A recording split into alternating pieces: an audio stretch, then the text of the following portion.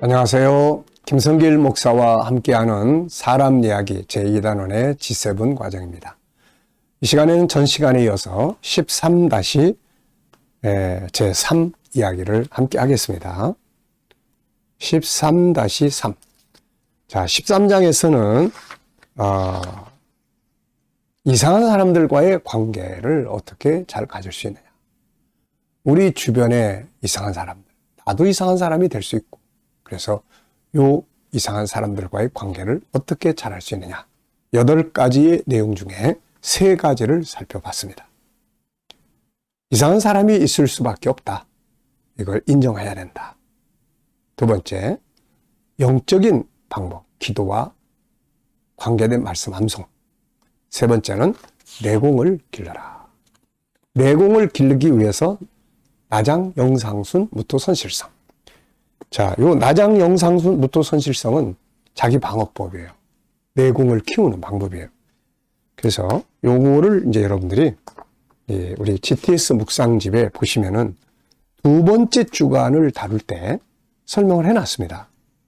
그래서 이번에 이제 1월, 2월 달 묵상집에 또 다른 것들도 다 마찬가지예요. 그래서 2번째 주간에는 다른 사람과의 관계 성공학인데 여기 보면은 나장, 영상순, 무토선실성을 설명해 놨어요. 첫째는 자신의 존귀함을 인정하고 선포해라. 스스로 딴 사람이 뭐라고 하든 나는 존귀한 자야.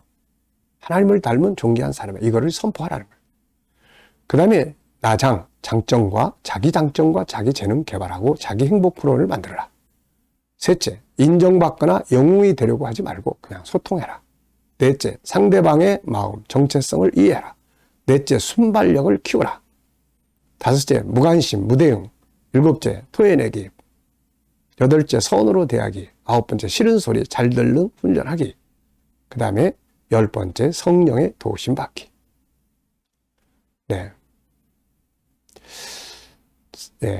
그래서 이렇게 10가지 잘 훈련하시면은 뭐 100%는 아니지만 그래도 딴 사람이 좀 이상한 사람들하고 관계를 그래도 어느 정도 잘 만들어 갈 수가 있습니다.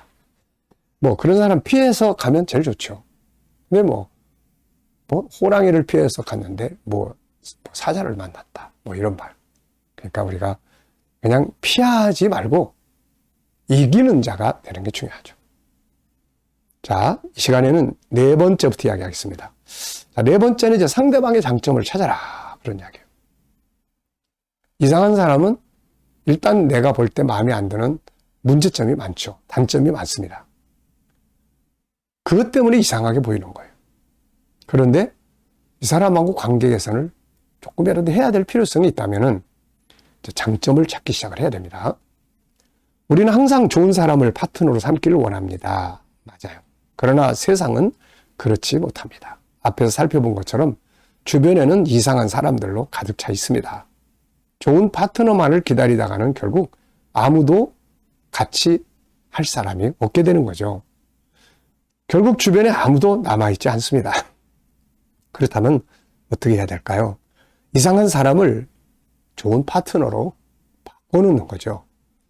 적을 아군으로 만드는 겁니다. 우리가 사도 바울을 보면은 빌레몬스 1장 10절에 이런 말이 나와요. 갇힌 자 중에서 낳은 아들 오네시모를 위하여 내게 간구하노라. 그가 전에는 너희에게 무익하였으나 이제는 나와 내게 유익함으로. 그러니까 무익한 사람을 유익한 사람으로 만들어버리는 거죠. 적을 아군으로 만드는 겁니다. 자, 우리도 그렇게 할 수 있죠. 그렇게 할 수 있는 능력이 자기 안에 있기 때문입니다. 유일성 안에는 존귀함의 기능, 장점 찾기 기능만 사용해도 얼마든지 상대방을 좋은 파트너로 만들어 갈 수 있죠. 중요한 것은 사람을 변화시킬 수 있는 능력이 내 안에 있다는 것을 우리는 기억해야 합니다. 자, 좋은 파트너가 생기기를 기다리지 말고 상대가 좋은 파트너가 아니라고 또 원망할 필요 없고 내가 그를 좋은 파트너로 만들 수 있는 기능들을 잘 사용을 하라는 겁니다.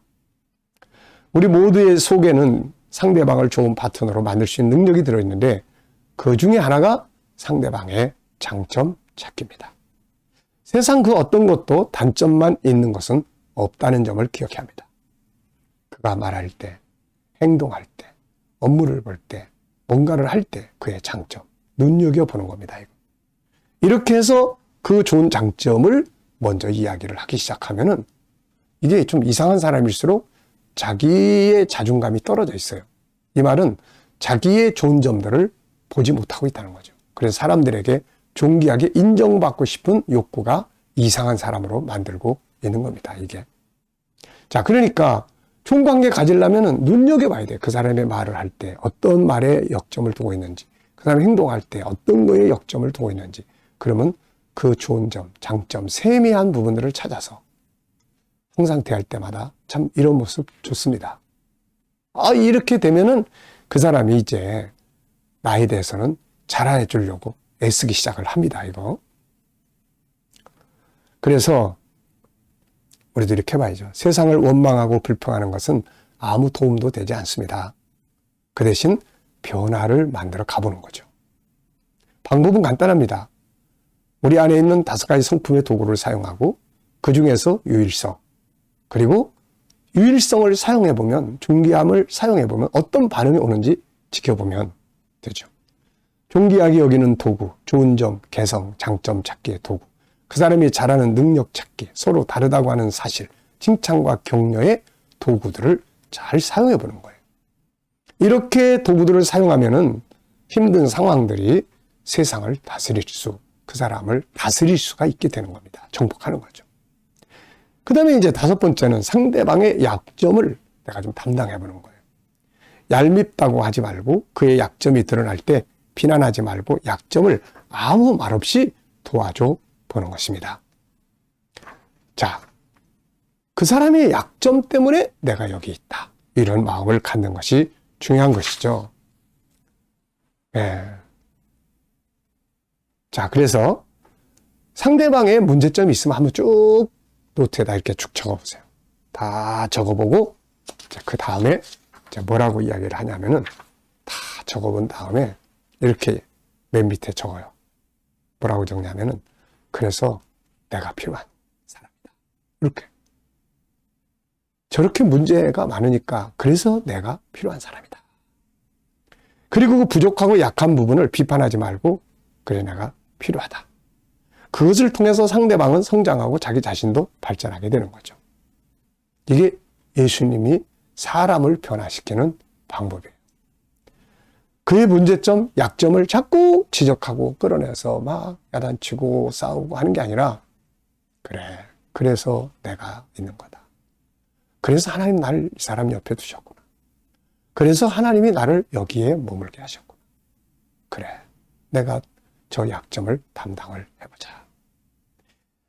자, 그래서 이제 이렇게 하면 예수님도 이렇게 하셨단 말이에요. 그분은 우리의 모든 약점을 다 정리하시고 마귀는 이 약점을 지적을 하는데 예수님은 밑에다가 마귀는 이 약점을 다 보고서는 밑에다가 그래서 너는 죄이냐? 너는 자격이 없어. 넌 필요가 없어. 이렇게 써요. 근데 예수님은 밑에다가 그래서 내가 너에게 필요하단다. 그래서 내가 여기 있는 거야.